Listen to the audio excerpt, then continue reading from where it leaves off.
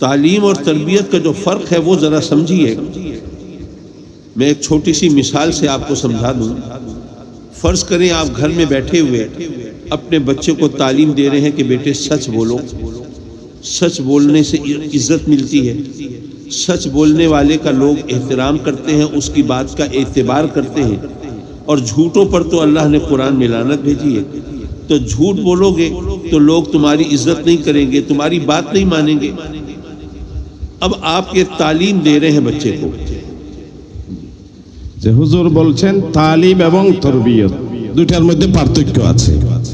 মনে করেন আপনি আপনার সন্তানকে শিক্ষা দিচ্ছেন যে তুমি সত্য কথা বললে তোমাকে ইজ্জত করবে, সত্য কথা বললে তোমার সম্মান বাড়বে, এটা হচ্ছে তালিম।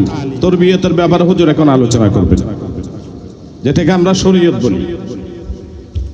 जब आप ये तालीम दे रहे थे इतने में किसी ने दरवाजा नॉक किया तो आपने बेटे से कहा जाओ बेटे देखो कौन आया है.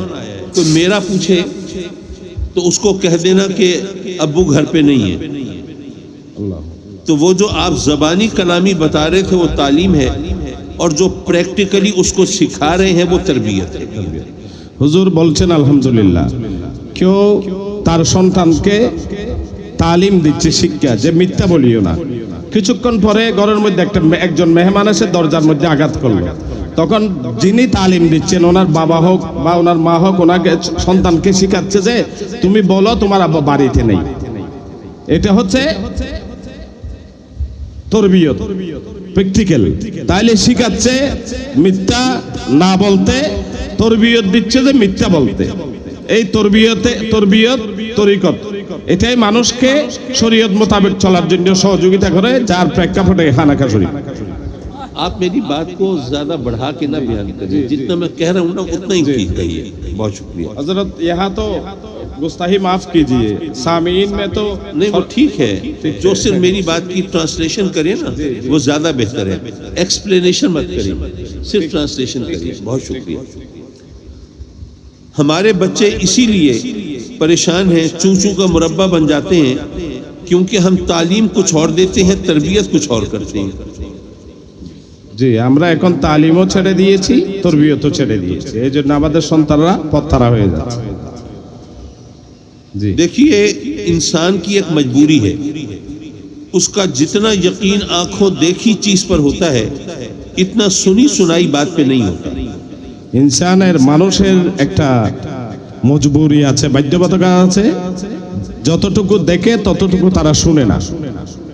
জি, अब आप गौर कीजिए कि रब्बे कायनात ने कुरान मजीद में जहां वालिदैन की खिदमत का हुक्म दिया तो साथ अपनी इबादत का हुक्म भी दिया. আল্লাহ পাক সুবহানাহু ওয়া তাআলা যখন কোরআনে কারীমে ওয়ালিদাইন মাতা পিতার খেদমতের কথা বলেছেন তখন আল্লাহর ইবাদতের কথাও বলেছেন. अगर कहा कि अल्लाह की इबादत, जहाँ कहा वालिदैन के साथ हुस्न सलूक करो, साथ कहा अल्लाह की इबादत करो. अगर कहा कि वालिदैन को उफ तक न कहो तो साथ कहा कि अल्लाह के साथ किसी को शरीक न ठहराओ. तो आपने कभी सोचा कि वालिदैन की खिदमत और अल्लाह की इबादत, इन दोनों में क्या चीज़ कॉमन है? दोनों का जिक्र अल्लाह ने इकट्ठा क्यों किया है? जी, আল্লাহ পাক সুবহানাহু ওয়া তাআলা যেখানে মা বাবার খেদমতের কথা বলেছেন সেখানে আল্লাহর ইবাদতের কথা বলেছেন, আবার বলেছেন মা বাবার সাথে তোমরা সদ্ব্যবহার করো, আমার সাথে কাউকে শরীক করিও না। তাহলে আল্লাহ তো মা বাবার কথার খেদমতের সাথে আল্লাহর ইবাদতের কথা নাও বলতে পারতেন, কেন বলেছেন?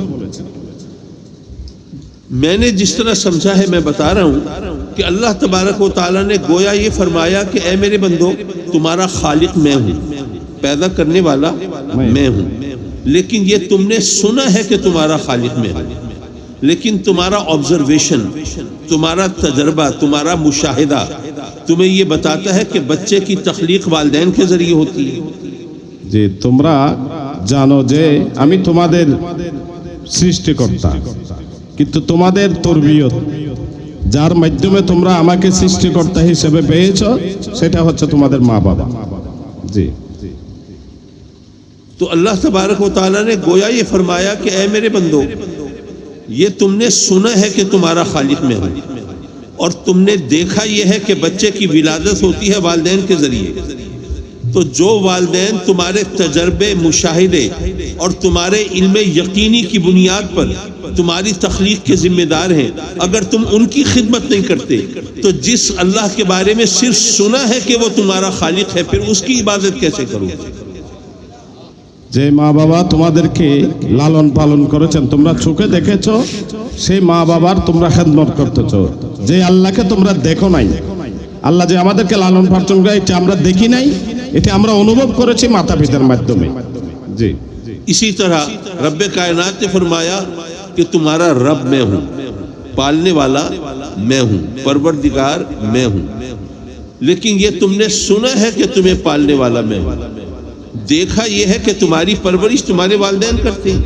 تمہاری ماں تمہیں سکھ پہنچانے کے لیے خود دکھ اٹھا لیتی ہے، تمہیں آرام پہنچانے کے لیے خود بے آرام ہو جاتی ہے، اپنی باہوں کا جھولا جھلاتی ہے تمہیں آرام پہنچانے کے لیے، سردیوں کی ٹھنڈی راتوں میں خود گیلے ٹھنڈے بستر پہ لیٹ کر تمہیں اپنی آغوش کی گرمی پہنچاتی ہے۔ আল্লাহ পাক সুবহানাহু ওয়া তাআলা যেন সন্তানদেরকে বলেছেন, তোমরা শুনেছো আমি তোমাদের লালন করতাম, পালন করতাম, কিন্তু তোমাদের প্র্যাকটিক্যালি তোমরা দেখেছো তোমাদেরকে লালন পালন করার জন্য প্রচন্ড শীতের মধ্যে তোমার মা বাবা নিজের কাপড় ছেড়ে তোমাদের গায়ের উপর দিয়েছেন, তোমাদেরকে কত কষ্ট করে লালন পালন করেছেন, এটা তোমরা প্র্যাকটিক্যালি দেখেছো। জি, اسی طرح تمہارا باپ ہے، تمہارا پیٹ پالنے کے لیے، ضرورتیں پوری کرنے کے لیے گولہو کا بیل بنا رہتا ہے، زمانے کے سرد و گرم کا سامنا کرتا ہے، محنت مشقت کرتا ہے، خون جلاتا ہے، دن رات ایک کرتا ہے تاکہ تمہاری ضرورتیں پوری کر سکے۔ তদ্রূপ ভাবে তোমাদের বাবাও তোমাদের লালন পালনের জন্য সারা দিন রাস্তায় ঘাম জড়ায় পরিশ্রম করে শুধু তোমাদেরকে লালন পালন করার জন্য। জি, تو اللہ نے گویا یہ فرمایا کہ اے میرے بندو، تم نے میرے بارے میں صرف سنا ہے کہ میں تمہارا پالنے والا ہوں، تو جن والدین کو تم اپنی آنکھوں کے سامنے اپنی پرورش کے لیے تم دکھ اٹھاتا دیکھتے ہو، تکلیفیں سہتا دیکھتے ہو، اگر تم ان کی خدمت نہیں کرتے تو جس کے بارے میں صرف سنا ہے کہ وہ رب ہے، پھر اس کی عبادت کیسے کرو؟ তোমরা যে আমি রব, আল্লাহ বলছেন আমাদেরকে, তোমরা যে যা শুনেছো আমি রব, আমি তোমাদের লালন কর্তা পালন কর্তা, কিন্তু যে মা বাবা তোমাদেরকে প্র্যাকটিক্যালি লালন পালন করেছেন সেই মাতা পিতার খেদমত তোমরা করো, তো শুনে আমার তোমরা লালন পালন করবে, আমার খেদমত তোমরা করবে না কেন, আমার প্রভুত্ব তোমরা স্বীকার করবে না কেন?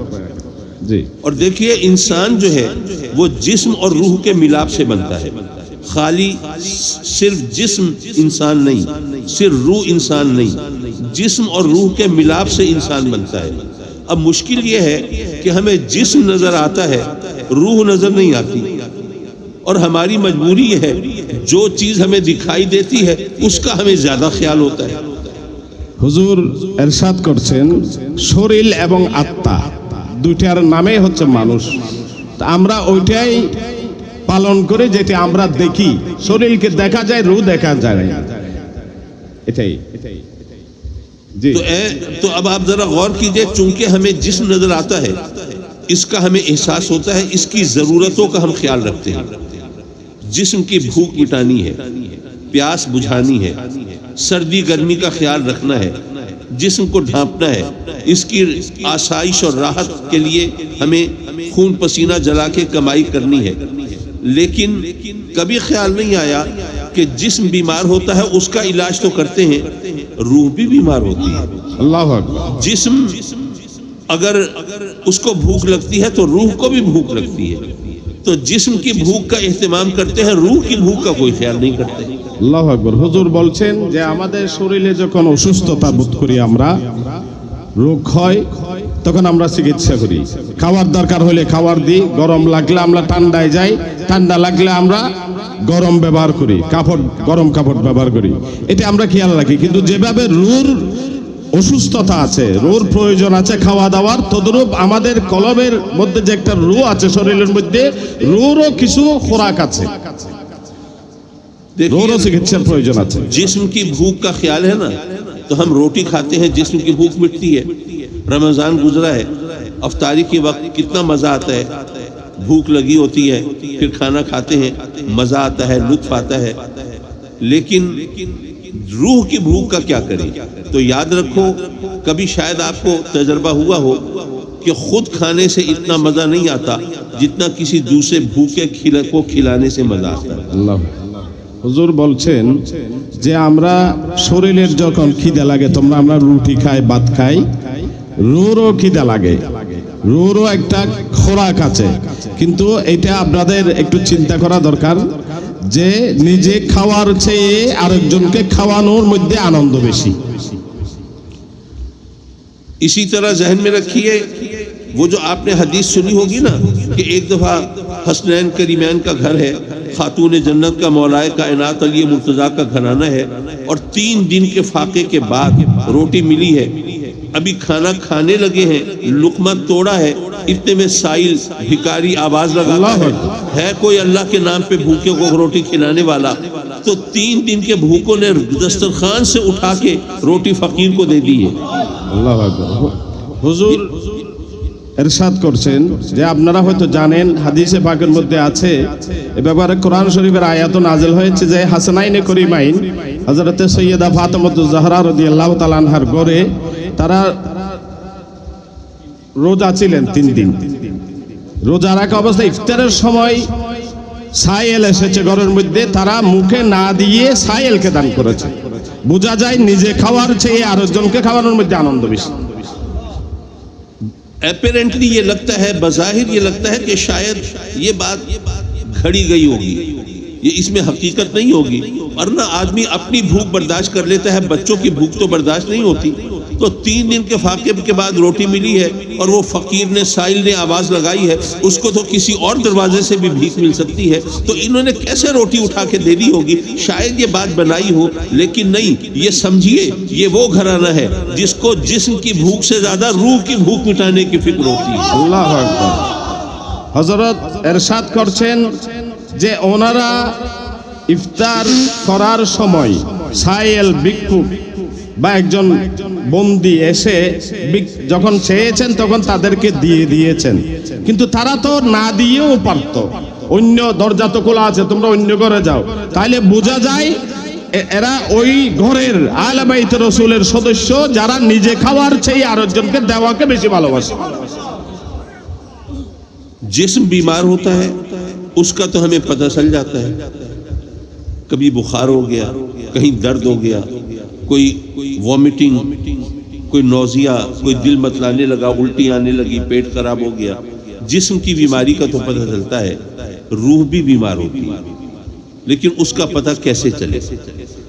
শরীর অসুস্থ হয়, জ্বর উঠে, মাথা ব্যথা করে, বিভিন্ন ধরনের সমস্যা হয়, কিন্তু রূহ যে আত্মারও রোগ আছে এটা কিভাবে আমরা বুঝতে পারি এই ব্যাপারে হুজুর আলোচনা করুন।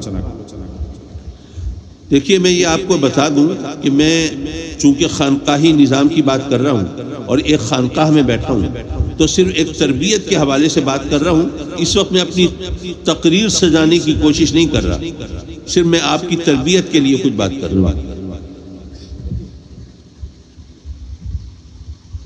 হযরত বলছেন যে আমি এখানে খানেকা শরীফের মধ্যে উপস্থিত হয়েছে, এটা একটা খানেকা, এখানে বেশি লম্বা চওড়া আমি আমার আলোচনা সাজানোর চেষ্টা করছি না, আমি শুধু খানেকার মধ্যে যে তরবিয়ত হয়, প্রশিক্ষণ, এটা বোঝানোর জন্য আমি চেষ্টা করব।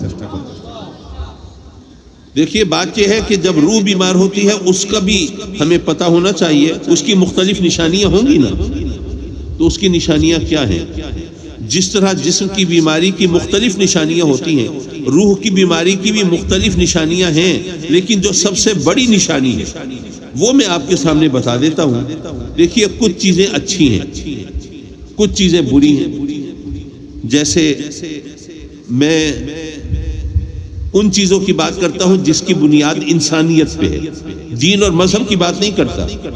याद रखिए अच्छाई और बुराई के 2 पैमाने हैं, एक दीन और मजहब है और एक इंसानियत है। ये जरा बात करें। হযরত ইরশাদ করছেন যে আমি রূহানিয়তের ব্যাপারে, তরবিয়তের ব্যাপারে আলোচনা করছি, যে শরীর যেভাবে অসুস্থ হয়, রূহ অসুস্থ হয়, এটা আমাদের জানা উচিত। তবে এখানে 2টা দিক আছে, একটা হচ্ছে মজহাব এবং দ্বীনি ব্যাপার, আরেকটা হচ্ছে মানবতার ব্যাপার, যে মানব সেবা, আমি মানব সেবার ব্যাপারে কথা বলি। देखिए हम मुसलमान हैं, ہم نماز پڑھیں تو اچھا کہیں گے لوگ، روزہ رکھیں، شریعت کی پابندی کریں، حلال حرام کا خیال کریں، درود و سلام پڑھیں، ہم جناب آقا کریم کی بارگاہ میں اپنی عقیدت و محبتوں کا اظہار کریں، محافل میلاد سجائیں، یہ سب کچھ کریں تو لوگ ہمیں اچھا کہیں گے۔ لیکن کیا اس کی وجہ سے کوئی غیر مسلم، کوئی سکھ، کوئی ہندو بھی ہمیں اچھا کہے گا؟ نہیں۔ اسی طرح کوئی ہندو ہے، وہ جناب روز صبح اٹھتا ہے، اشنان کرتا ہے، مندر میں جاتا ہے، اپنے بھگوان کے سامنے ڈنڈوت بجا لاتا ہے، پرارتھنا کرتا ہے، اشلوک پڑھتا ہے، بھجن گاتا ہے، اس کو ہندو تو اچھا کہیں گے، کیا اس کی بنیاد پر اس کو کوئی سکھ یا مسلمان بھی اچھا کہے گا؟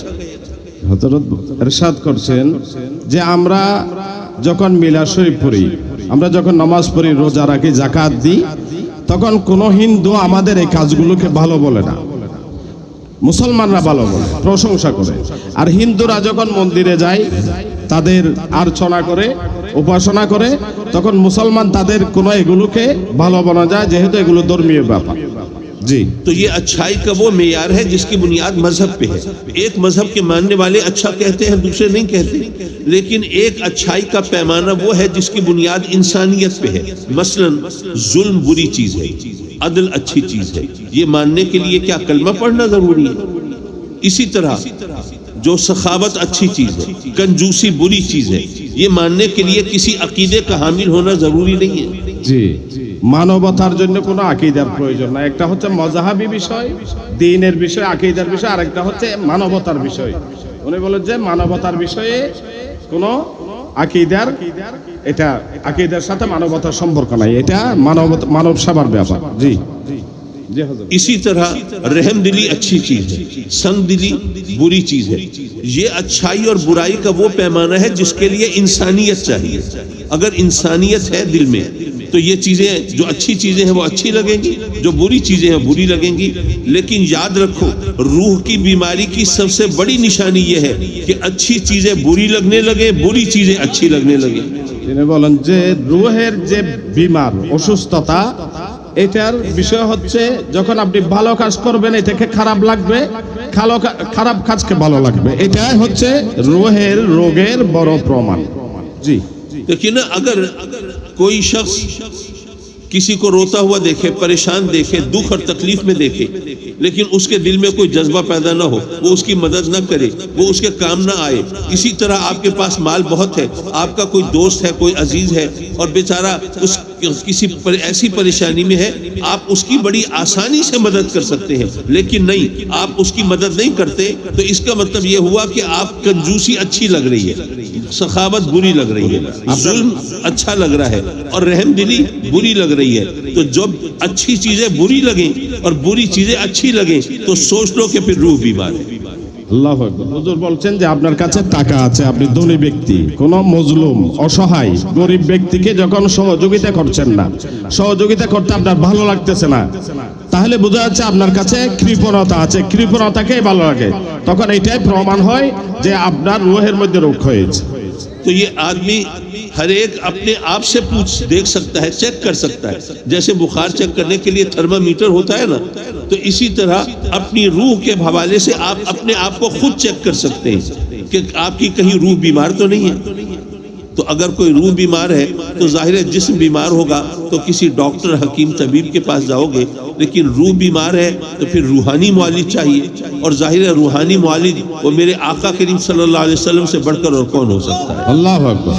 তিনি বলেন যে যদি অসুস্থ হয় তখন রোগ মাপার জন্য থার্মোমিটার আছে, জ্বর মাপার জন্য, হার্টের রোগ মাপার জন্য বিভিন্ন যন্ত্র আছে, কিন্তু রুহের মধ্যে যখন বিমার হয় তখন আমরা তখন শারীরিক চিকিৎসার জন্য ডাক্তারের কাছে যাই। রুহ যখন বিমার হয় তখন আমাদেরকে রোহানি ব্যক্তিত্ব, তরিকতের শাইখের হাতে যেতে হবে। আমার নবীর চেয়ে রোহানি ডাক্তার আর কে আছে? আর কেউ নাই। اب آدمی یہ سوچ سکتا ہے کہ وہ روحانی معالج اگر آقا کریم صلی اللہ علیہ وسلم ہے تو وہ تو مدینے میں، تو اب ہمارے پاس تو آج کل تو ماشاءاللہ وہ مدینے کا سفر کرنا ایک غریب آدمی کے لیے آزمائش ہو گیا ہے۔ پہلے تو صرف ٹکٹ بھر کے جا سکتے تھے، آج کل تو جب تک فل پیکج نہ ہو لاکھوں کی بات ہو گئی ہے۔ اب کرے تو کیا کرے بندہ؟ تو بے شک رب کائنات نے اس کا بھی ہمیں حل بتایا کہ تم جب روحانی معالج کی بات کرو تو یہ مت سوچنا کہ وہ دور ہیں، النبی اولا بالمؤمنین من انفسہم، اگر تم مومن ہو، اگر صاحب ایمان ہو، اگر تم اپنی روح کا علاج کرنا چاہتے ہو تو تمہیں معلوم ہونا چاہیے کہ تمہارا معالج، تمہارا علاج کرنے والا تمہاری جانوں سے زیادہ تم سے قریب ہے۔ আল্লাহু আকবার। আমাদের রোহানি চিকিৎসক মদিনাওয়ালা নবী সরওয়ারে কায়নাত সাল্লাল্লাহু আলাইহি ওয়াসাল্লাম, তা আমরা কিভাবে যাব মদিনা শরীফে? ওনার সাথে তো ওনার কাছে তো যেতে হবে চিকিৎসা করার জন্য। এখন আমাদের কাছে টাকা নাই, যাওয়ার খরচও বেশি। হুজুর বলছেন, আল্লাহ কোরআনে কারীমে এটা বলে দিয়েছেন, তোমরা যাদের কাছে ঈমান আছে, যারা মুমিন, তোমরা এটা জেনে রাখো, আর নবিয়্যু আউলা বিল মুমিনিনা মিন আনফুসিহিম, তোমাদের আত্মার চেয়ে তোমার নবী তোমার কাছে, নবী দূরে নয়। لیکن یہاں پھر وہ انسان کی کمزوری کی بات کہ آنکھ اوجھل پہاڑ اوجھل، جو چیز نظر نہیں آتی اس کے بارے میں وہ ذرا ڈاماڈول رہتا ہے۔ تو یہاں پر پھر ہمیں پتہ چلتا ہے کہ جو اللہ والے ہوتے ہیں، جو آقا کریم صلی اللہ علیہ وسلم سے لو لگا کر ان کی سیرت کو، کردار کو، عادات کو، اطوار کو، ان کے طور طریقوں کو ہمارے سامنے مجسم کر کے رکھتے ہیں، پھر ان کو دیکھ کر، چونکہ ہم آقا کریم کو تو نہیں دیکھ سکتے، ہمارے پاس وہ نگاہ نہیں ہے، تو وہ اللہ والے جو ہوتے ہیں، جو صوفیہ اور اولیاء ہوتے ہیں، پھر وہ آقا کریم کی تصویر اور شبیہ بن کے ہمارے سامنے آتے ہیں۔ আল্লাহু আকবার। হুজুর এরশাদ করছেন যে আমরা যেটা দেখি সেটাকে বিশ্বাস করি, এটাকে মহব্বত করি। তো আমরা রাসূল করিম সাল্লাল্লাহু আলাইহি ওয়াসাল্লাম মদিনায়ে পাকে অবস্থান করলেও আমরা যে দেখছি না নবী যে আমাদের কাছে আছে, আল্লাহ বলেছেন আমাদের নফসের চেয়ে কাছে, এটা আমাদের চোখের দুর্বলতা, নবী কিন্তু উপস্থিত আছে। এই জন্য আমাদের যাদের চোখের দুর্বলতা আছে তাদের জন্য নবীর কিরদার, কথাবার্তা, আদাব, শরীয়ত তরিকত যারা মানে, এই ধরনের শাইখকে আমার নবী আমাদেরকে দান করেছেন। ওদের সোহবতে বসা মানে নবীর সোহবতে বসা। تو اسی طرح ہمارا جو اللہ والوں سے جو محبت کا رشتہ ہے وہ اس حوالے سے جڑا ہوتا ہے۔ صرف ایک سوال کا جواب دے کے میں اپنی گفتگو ختم کروں، میں نے اتنی دیر نہیں بولنا تھا لیکن یہ آپ کی محبت ہے، میں اتنا بول لیا۔ ایک سوال کا جواب میں دینا چاہوں گا، ویسے تو میرا خیال ہے اتنی میری بات تو آپ سمجھ رہے ہوں گے، سمجھتے چلے تو میں اپنا سوال اور اس کا جواب آپ کے سامنے پیش کر دوں، پھر یہ اکٹھی اس کی ٹرانسلیشن کر دیں گے۔ ہیں کہ اچھا جی کوئی بزرگ ہیں، کوئی اللہ والے ہیں، کوئی اللہ کے ولی ہیں، آپ ان کے پاس جائیں، آپ ان سے دعا کرائیں، ان سے عقیدت محبت کا اظہار کریں، بات سمجھ میں آتی ہے۔ لیکن جب وہ دنیا سے رخصت ہو جاتے ہیں تو آپ پھر قبروں پہ پہنچ جاتے ہیں، وہاں جناب آپ فاتحہ خوانی شروع کر دیتے ہیں، وہاں پہ آپ خانقاہ بنا لیتے ہیں۔ تو بھئی جو دنیا میں بیٹھا ہے اس کے پاس جانا، اس سے کچھ سیکھنا، اس سے دعا منگوانا تو سمجھ میں آتا ہے، لیکن جو دنیا سے چلا گیا اس سے آپ یہ تمام توقعات کیوں رکھتے ہیں اور ان کے بارے میں کوئی خوش عقیدگی آپ کی کیوں ہوتی ہے؟ জি, তাহলে ওনারা কবরে যাওয়ার পর পর্দা করার পরে আবার কেন কবরে যান? হুজুর জবাব দিচ্ছেন। بات یہ ہے کہ جب انسان مرتا ہے تو آپ کو کچھ اندازہ ہے کہ روح مرتی ہے یا جسم مرتا ہے؟ جسم مرتا ہے، جسم مرتا ہے، روح تو قبض کی جاتی ہے، روح مرتی نہیں ہے، جسم مرتا ہے۔ جب جسم مر گیا جسمانی طاقت ختم ہو گئی، جسم گل سڑ گیا، مٹی میں مل کر مٹی ہو گیا، بڑا پہلوان ہوگا، بڑے بڑے پہلوانوں کو پچھاڑ دیتا ہوگا، بڑا ویٹ لفٹر باڈی بلڈر ہوگا، منوں ٹنوں کے حساب سے وزن اٹھا لیتا ہوگا، لیکن اب جب مر گیا تو اب جسمانی طاقت ختم ہو گئی، اب اس کے اوپر ایک چیونٹی چڑھتی ہے، وہ اسے بھی نہیں چھٹک سکتا، ایک رتی وزن بھی نہیں اٹھا سکتا۔ জি, মানুষ যখন মারা যায় এতে মৃত্যু হয় যে শরীরের উপর। এজন্য বড় পহলওয়ান যত বড় শক্তিধর হোক, কবরে যাওয়ার পর মাটির সাথে মিশে যায়, তাকে যা কিছু করা হোক তার অনুভব থাকে না, সে পাল্টা কিছু করতে পারে না। কিন্তু রূহের উপর মৃত্যু হয় না, রূহকে কবজা করা হয়। জি হযরত। لیکن روح نہیں مرتی۔ اچھا یہ بتائیے جب آپ کسی کے ہاتھ پہ بیعت کرتے ہیں تو ان کی جسمانی طاقت دیکھ کے بیعت کرتے ہیں یا روحانی کمال دیکھ کے بیعت کرتے ہیں؟ জি, হযরত বলছেন আপনারা যখন কোনো শাইখের হাতে বায়াত করেন, বায়াত হন, হাত দেন, তখন কি শাইখের শারীরিক শক্তি দেখে বায়াত হন নাকি ওনার রূহানি শক্তি দেখে বায়াত হন? اب مجھے یہاں نہیں پتا یہ بنگلہ دیش میں کوئی بڑے پہلوان کوئی نام مشہور ہیں یا نہیں ہے، لیکن پاکستان کا آپ کو شاید سنا ہو کہ وہاں بھولو پہلوان مشہور تھا۔ اگر جسمانی طاقت کو دیکھ کر لوگ بیعت کرتے تو پاکستان میں سب سے بڑا آستانہ بھولو پہلوان کا ہوگا. سب پر حضرت قبلہ ارشاد اگر جسمانی طاقت کی بنیاد پر اگر بیعت کو کرتے تو یہاں کا سب سے بڑا شیخ طریقت جو ہے وہ سب پر پہلوان ہوتا. হযরত কেবলা বলছেন শারীরিক অবস্থা দেখে, গঠন দেখে, শক্তি দেখে যদি বায়াত হতে হয় তাহলে আমাদের দেশের যিনি বড় কুস্তি খেলোয়াড় জব্বার, হযরত পাকিস্তানের একজন পহেলওয়ানের কথা বলেছেন, তাহলে জব্বারের হাতে বায়াত হওয়া দরকার. জি হযরত. تو اب جب آپ کو پتہ چل گیا کہ آپ کی جو عقیدت محبت ہے وہ روحانی کمال کی وجہ سے ہے، جسمانی طاقت کی وجہ سے نہیں، تو جب موت آئی ہے تو جسم مرا ہے، روح تو نہیں مری، تو آپ کا تو رشتہ ہی روحانی حوالے سے تھا. اللہ اکبر. تو اس لیے وہ یہاں دنیا میں ہوں یا دنیا سے رخصت ہوں وہ رشتے جڑے رہتے ہیں اور وہ تعلق استوار رہتا ہے. মাশাআল্লাহ. আপনাদের সাথে হযরতে کرام আউলিয়ায়ে کرام পীরানে তরিকতের সম্পর্ক রূহানি ভাবে শরীরের সাথে নয়, এটা ইন্তেকালের পরেও এটা বহাল থাকে. সুবহানাল্লাহ. জি. تو بس میں اسی پیغام کے ساتھ اپنی گفتگو ختم کرتا ہوں کہ اگر عقیدت اور محبت کے رشتے جڑے ہوئے ہیں تو مرشد دنیا سے پردہ کر جائیں تب بھی فیض ملتا رہتا ہے. بلکہ ایک بات اور ذہن میں رکھیے، جب اللہ والے دنیا میں ہوتے ہیں تو ان کا فیض اس طرح نہیں پہنچتا جس طرح دنیا سے رخصت ہونے کے بعد پہنچتا ہے. اللہ. اور اس کی وجہ ہے جب دنیا میں ہیں تو وہ شریعت کے احکام کے مکلف ہیں، انہیں نمازیں بھی پڑھنی ہیں، روزے بھی رکھنے ہیں، حلال حرام کا خیال بھی کرنا ہے. تو اس لیے ان کی توجہ الی اللہ 9 حصے ہے، توجہ الی المخلوق 1 حصہ ہے. لیکن جب دنیا سے چلے گئے تو اب انہیں عبادت ریاضت نہیں کرنی، اب مسئلے مسائل نہیں ہیں، اب شریعت کی پابندی کا کوئی کہ وہ مکلف نہیں ہے. تو ایسی صورت میں ان کی 1 حصہ توجہ اللہ کی طرف ہے، 9 حصے مخلوق کی طرف ہے. আল্লাহু আকবার. হযরত কেবলা ইরশাদ করছেন যে মানুষ পীরানে তরিকতের কথাই বলছেন, ওনারা ইন্তেকালের পরে ওনাদের ক্ষমতা আরো বেড়ে যায়, কারণ ওরা দুনিয়ায় থাকতে শরীয়তের বাধ্যবাধকতা ছিল, নামাজ পড়তে হচ্ছে, মাদ্রাসায় পড়াতে হচ্ছে, হজ করতে হচ্ছে, কিন্তু ইন্তেকালের পরে তাদের ওই দায়িত্ব থাকে না, তাদের 9 ভাগ মখলুকের দিকে, সৃষ্টির দিকে, আরেক ভাগ থাকে আল্লাহর দিকে, অর্থাৎ তাদের ক্ষমতা আরো বেড়ে যায় ইন্তেকালের. تو بات وہی احساس کی ہے، اس رشتے کو رکھنے کی ہے. ہماری عقیدت محبتیں اللہ قائم رکھے اور حضرت قبلہ شیخ طریقت عزیز القادری رحمۃ اللہ علیہ کے درجات بلند فرمائے اور اپنے کرم سے ان کا فیض ان کی اولاد کے ذریعے جاری و ساری رکھے. وآخر دعوانا ان الحمدللہ رب العالمین.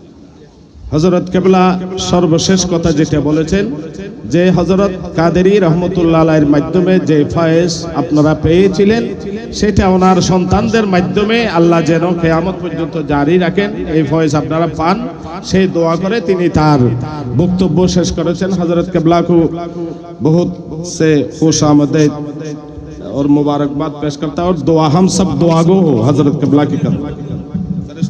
فرشتوں کی سلامی دینے والے فوج پڑھتی تھی جناب آمنہ، سنتی تھی آواز آتی تھی سلام علیکہ یا رسول، سلام علیکہ یا حبیب، سلام علیکہ، صلوات اللہ حبیبی سید یا رسول اللہ، وسلم علیکہ یا حبیب اللہ. رحمتوں کے تاج والے، دو جہاں کے راج والے، عرش کے معراج والے، آسیوں کے لاج والے، یا نبی سلام کا، یا رسول سلام علیکہ، یا حبیب سلام علیکہ، صلوات اللہ. مالک جنت تمہیں ہو، قاسم نعمت تمہیں ہو، ساقی کوثر تمہیں ہو، شافی محشر تمہیں ہو یا نبی سلام یا رسول سلام علیکہ یا حبیب سلام علیکہ صلوات اللہ مصطفیٰ جان رحمت پہلا کو سلام شمع بج میں ہدایت پہلا غوث اعظم امام تو کا ون کا جلوائے شان قدرت پہلا کو سلام مصطفیٰ جان رحمت پہلا شمع بج میں ہدایت اولاد مصطفیٰ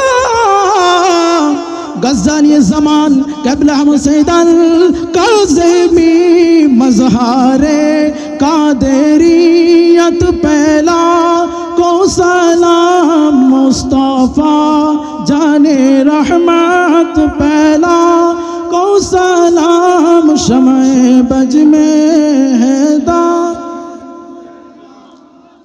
غوث زمان کتب دورہ قبل عزیز الحقل قادری شاہن شاہ کتابت پہلا کو سلام مصطفیٰ جان رحمت پہلا لام شمع بج میں ہدایت یا الہی صدقہ نعلین پاک رسول یہ سلام عاجزانہ ہو قبول مدینے کے چاند ہزاروں سلام مدینے کے چاند لاکھوں سلام مدینے کے چاند کروڑوں سلام مدینے کے چاند بے حد سلام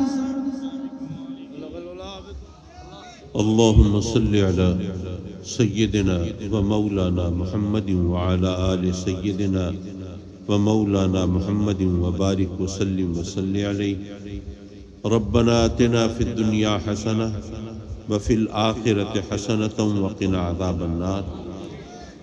مولا کریم اس مبارک اور نورانی محفل میں ہم سب کی حاضری کو مقبول و منظور فرما، اور حضرت قبلہ علامہ مولانا شیخ طریقت ہادی برحق مولانا عزیز الحق قادری رحمت اللہ تعالی علیہ ونور اللہ مرقدہ کے درجات مزید بلند فرما، اور ان کو محل کرامت پر فائز فرما، اور ان کو نعمائے جنت پر حاضر فرما، اور میرے مولا ان کے فیض کو جاری رکھنا، اور ان کے مریدین، ان کے وابستگان، ان کے متوسلین جھولیاں بھر بھر کے جاتے رہیں میرے مولا، اور تیری رحمتیں ہمیشہ ان کے شامل حال رہیں میرے مولا۔ اپنے کرم سے اپنے حبیب کے صدقے میں یہ جو بیمار ہیں ان کو صحت دے دے، شفائے کاملہ دے دے، بیماریوں سے چھٹکارا عطا فرما دے، اور جو غربت کی چکی میں پس رہے ہیں میرے مولا، روزی رزق کی تنگی کا شکار ہیں،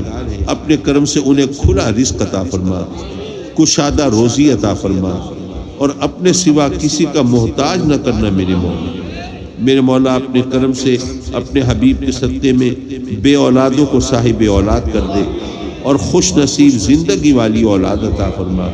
اور مولا تو نے اپنے کرم سے اپنے جن بندوں کو اولاد کی نعمت دی ہے انہیں اولاد کے دکھ سے بچانا میرے مولا، اولاد کی طرف سے ہمیشہ خوشیاں ملیں اور خوشخبریاں ملیں میرے مولا، ہمارے بچوں کو ہمارے خوابوں کی تعبیر بنا دے، ہمارے لیے عزت و راحت کا سامان بنا دے، اور ہمیں ان کی ہر فکر سے نجات دے دے، ان کی تعلیم و تربیت کی فکر سے نجات دے دے، ان کے روزی روزگار کی فکر سے نجات دے دے، وہ بچوں بچیوں کے رشتوں ناتوں کی فکر سے نجات دے دے میرے مولا۔ اپنے کرم سے ان کو اپنے گھروں میں آباد فرما، اپنی رحمتوں کی چھاؤں میں پھلنا پھولنا نصیب فرما، اور انہیں ہنستا بستا دیکھ کے ہم بھی تیری رحمتوں کے گن گائیں میرے مولا۔